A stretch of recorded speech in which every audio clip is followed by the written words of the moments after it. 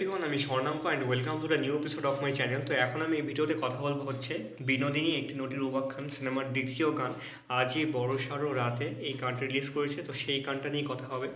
তো গানটা গেয়েছে হচ্ছে সৌম্যজিৎ দাস এবং অন্বেষা দত্তগুপ্ত দুজনে, এবং এটা ডুয়েট গান এটা।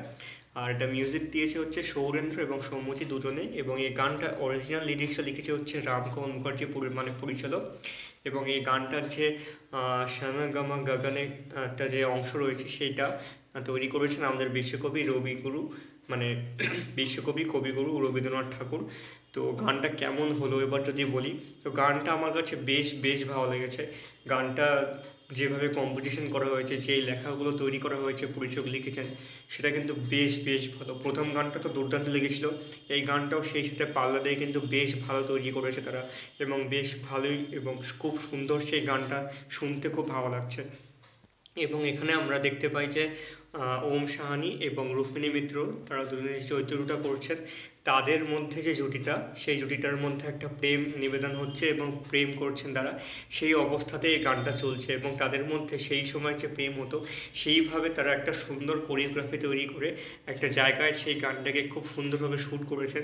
শটগুলো খুব সুন্দর না হয়েছে, এবং পুরো ব্যাপারটাকে ওভারঅল যেভাবে তৈরি করা হয়েছে সেটা কিন্তু দেখতে খুব খুব সুন্দর লাগছে।